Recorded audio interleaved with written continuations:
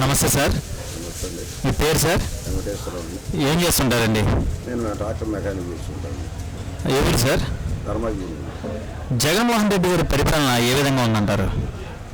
చాలా దరిద్రమైన పరిపాలన సార్. ఇది పేదవాడికి అందుబాటులో లేనటువంటి పరిపాలన, సామాన్యులు నటించేటటువంటి పరిపాలన. సామాన్యుడికి 5 రూపాయలు తిండి పెడతానని క్యాంటీన్ తీసేసినటువంటి, కూలీకి తిండి లేనట్టు చేసినటువంటి పరిపాలన ఇది. నిరుద్యోగులుగా పెంచే పరిపాలన. ఏ వర్గమో కూడా సంతృప్తికరంగా లేని పరిపాలన ఏదైనా ఉందంటే మొత్తం ఈ జగన్మోహన్ రెడ్డి గారి పరిపాలనే చెప్పుకోవాలి. అంటే సార్, జగన్మోహన్ రెడ్డి అధికారంలోకి రాకముందు ఆయన ఇచ్చిన హామీని మద్యపాన నిషేధం చేస్తానన్నాడు. మద్యపాన నిషేధం చేయకపోగా భారీగా మద్యం రేట్లు పెంచాడు. కల్తీ మద్యం నుంచి ప్రజలు ప్రాణాలు కోల్పోవడానికి కారణం జగన్మోహన్ రెడ్డి అని ప్రతిపక్షాలు ఆరోపిస్తున్నాయి. దీన్ని మీరు ఎంతవరకు సమర్థిస్తారు? దీన్ని పూర్తిగా సమర్థించాలండి. ఎందుకంటే గత ప్రభుత్వంలో కూడా మద్యం వ్యాపారం జరిగింది. వాళ్ళే మద్యపానం నిషేధం చేస్తానని, ఇతను మద్యపానం నిషేధం చేస్తానని సొంత మద్యం తయారు చేస్తూ పురుగుల మందు లాంటిది ఇస్తూ ప్రజల్ని అనారోగ్యం పాలు చేసి హాస్పిటల్ జాయిన్ అయ్యి నిండున ప్రాణాలు పోగొట్టుకుంటున్నారు. వారి కుటుంబాలు మొత్తం వీధిని పడిపోతున్నాయి. ఏమిటంటే మద్యం కరెక్ట్ అన్న రేట్లు పెంచారు. మద్యపాన నిషేధం అనేది పూర్తిగా తూట్లు పడి ఆయన సొంత ఆదాయం కోసం, సొంత మనుషుల కోసం పెట్టినటువంటి పథకం. కానీ మద్యపాన నిషేధం అనేది అతను చేయలేడు, అతని వల్ల కాదు. ప్రజలు చనిపోవడం అనేది అతని వికృత ఆనందం పొందుతున్నారు. సార్, మీరు ట్రాక్టర్ మెకానిక్ అంటున్నారు. మీ దగ్గరికి చాలా మంది రైతులు వస్తూ ఉంటారు. రైతుల పరిస్థితి ఆంధ్రప్రదేశ్లో ఎలాగుందని వాళ్ళు భావిస్తున్నారంటారు? సార్, రైతులుగా ఆలోచిస్తే మొన్న తుఫాను వచ్చింది. వారికి కట్టవలసినట్టు ప్రీమియం కట్టకలేక, వారికి రావాల్సినటువంటి డబ్బులు రాక చాలా ఇబ్బందుల్లో ఉన్నారు. రైతులుగా పూర్తిగా అన్యాయం చేసి పోలవరం కట్టి పూర్తిగా సస్యశ్యామలం చేతనన్నాడు. పోలవరాన్ని వదిలేశాడు, నీరు లేదు. ఆ పట్టించి మొన్న బట్టి కొంతవరకు డెల్టా కలిగింది, అది కూడా పూర్తిగా నాశనం అయిపోయింది. రైతులైన నెట్టేట ముంచినటువంటి వ్యక్తి జగన్మోహన్ రెడ్డి.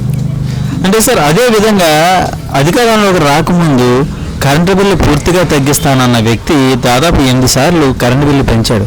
దీన్ని ఏ విధంగా చూస్తారా? సార్, సామాన్యుడిగా రోజువారీ కూలి కింద లెక్క నాకు 320 రూపాయలు కరెంటు బిల్లు వచ్చేది. ఇవాళ 1100 రూపాయలు కరెంటు బిల్లు వస్తున్నారు. ఏంటంటే కరెంటు బిల్లు కాదు, ఆయన సర్ఛార్జీలు అని ఇవన్నీ వేసుకుంటూ ప్రజలను మభ్య పెడుతూ 5 సార్లు కరెంటు బిల్లు పెంచి నడ్డిమిచ్చే కార్యక్రమం. ప్రజలకు తెలియకుండా బటన్ నొక్కుతున్నానని ఆ బటన్ నొక్కిన కంపెనీ ఎంత కాదు తీసుకోవాలో తెలిసినటువంటి మహా వ్యక్తి, వ్యాపారవేత్త, క్షుద్ర పూజలు చేసేటటువంటి వ్యక్తి జగన్మోహన్ రెడ్డి. సార్, రాష్ట్రంలో భవన కార్మికుల పరిస్థితి చాలా దయనీయంగా ఉంది. అంటే వాళ్ళకి ఇసుక దొరికిన ఈ మెటీరియల్స్ అవన్నీ తారాస్థాయికి వెళ్ళిపోయి వాళ్ళు ఉపాధి లేక చాలా ఇబ్బంది పడుతున్నారు. ఈ ఇసుక అంతా ఎటు వెళ్ళిపోతుంది అంటారు? నాకు తెలిసినంతవరకు ఇసుక చంద్రబాబు గారి గత ప్రభుత్వం హయాంలో ఉచిత ఇసుక అన్నారు. దానివల్ల ఏదో లాస్ జరిగిందని వాళ్ళ మీద కేసు పెట్టడం జరిగింది. ఈ ఇసుక చుట్టుపక్కల నగరాలకి పెద్ద పెద్ద సమస్యలకి కోలుకొని వారంతటా వారి కేసు దొంగలోళ్ళు కోలుకుంటా ప్రతి చోట కూడా ఇసుక మట్టి వ్యాపారం చేసుకుని కోట్లు సంపాదించడానికి విలువడింది. కానీ భవన కార్మికుడు అనేవాడు భిక్షగాళ్ళగా తయారయ్యాడు. కూడా ఏదో 5 రూపాయలు అన్నా క్యాన్ అక్కడ 5 రూపాయలతో చిన్న బతికేవాళ్ళు. అది లేక భవన కార్మికులు దాని మీద ఆధారపడే రియల్ ఎస్టేట్ వాళ్ళు కూడా చాలా ఇబ్బందులు పాలయ్యి మళ్ళీ ఈ గవర్నమెంట్ పోతే మళ్ళీ వస్తే తప్ప, ఆయన వేరే గవర్నమెంట్ మారితే తప్ప ప్రజలకు మేలు జరగదనే అభిప్రాయంలో భవన కార్మికులు వచ్చారు. అదేవిధంగా సార్, రాష్ట్రంలో 3 రాజధానులు అన్నారు, ఒక రాజధాని కూడా కట్టలేదు. రాష్ట్రం పరిస్థితి ఏంటంటారు? సార్, నాకు తెలిసినంత వరకు ఒక రాజధాని అనేది ప్రపంచంలో ఎక్కడైనా ఉంటుంది.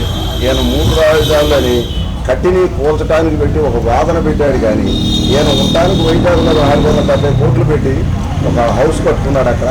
అది ఆయన ఉండటానికే కానీ రాజధాని కాదు, 3 రాజధానులు కాదు కదా, 3 ఇళ్ళు కూడా కట్టలేని పరిస్థితుల్లో జగన్మోహన్ రెడ్డి అనేవాళ్ళు ఉన్నాడు. ప్రతిరోజు కూడా అప్పు కోసం వెతికే వ్యక్తి ఎవరు ఏమి చేయలేరు. మీరైనా నేనైనా రాష్ట్ర ప్రభుత్వమైనా ఆ పరిస్థితిలో దిగదార్చాడు. ముందు ఇంకా దిగదార్చి ప్రతి వాడిని, రైతుని, కార్మికుని, కూలీని, ప్రతి వాడిని కూడా భిక్షం ఎత్తుకులాగా చేయాలనేది అతను పూర్తి నిగాఢమైనటువంటి మనసులో ఉన్నటువంటి కోరిక. సార్, ఈసారి మన రాష్ట్రం ఉన్నత స్థాయికి వెళ్ళాలంటే ఎవరు సీఎం అయితే బాగుంటుంది అంటారు? సార్, అభివృద్ధి ఎవరు చేస్తే వారే గొప్ప. ఇప్పుడున్న పరిస్థితుల్లో గత ముఖ్యమంత్రి కొన్ని ఇబ్బందులు కూడా కొత్తగా ఇడిపోయింది కాబట్టి తప్పులు జరగవచ్చు, పొరపాట్లు జరగవచ్చు. కానీ అభివృద్ధి చేయాలన్నా, సముద్ర సాగరమాల తయారవ్వాలన్నా, అమరావతి కట్టాలన్నా, ఐటీ పరిశ్రమ డెవలప్ అవ్వాలన్నా, ప్రతి నిరుద్యోగికి ఎంతో కొంత ఉపాధి కలిగి ఉద్యోగం చేసుకోవాలన్నా, కార్పొరేషన్ ద్వారా అన్నీ జరగాలన్నా, ప్రతి పేదవాడికి మేలు జరగాలన్నా, నాకు తెలిసి నాకున్న పరిజ్ఞానంలో చంద్రబాబు అయితే బాగుంటుందని నా అభిప్రాయం. ఈసారి జగన్మోహన్ రెడ్డికి ఎన్ని సీట్లు వచ్చే అవకాశాలు ఉంటాయంటారు? చంద్రబాబు నాయుడు గారికి ఎన్ని సీట్లు వచ్చే అవకాశాలు ఉన్నాయంటారు? ఇప్పుడున్న పరిస్థితుల్లో ఎలక్షన్ వచ్చేసింది. తారుమారు ఎలక్షన్ లాగా ఆయన పిచ్చి పిచ్చి పనులు చేసుకుంటూ ఆయన అంతటా ఆయనే ఓటమిని అంగీకరిస్తున్నాడు. 45 నుంచి 55 సీట్లు మన జగన్మోహన్ రెడ్డి గారికి వచ్చే అవకాశం ఉంది. మా ఉమ్మడి జిల్లాల్లో పశ్చిమ గోదావరి జిల్లా ఎక్కడా కూడా సీట్లు వచ్చే అవకాశం అయితే కనపడట్లేదు. 2 చంద్రబాబు గారికి పవన్ కళ్యాణ్ కలిపి ఉంటారు కాబట్టి, పవన్ కళ్యాణ్ చంద్రబాబు గారు కలిపి చేస్తారు కాబట్టి 130 దాకా సీట్లు వచ్చే అవకాశం ఉంటుందని నా అభిప్రాయం sir. Okay, thank you sir.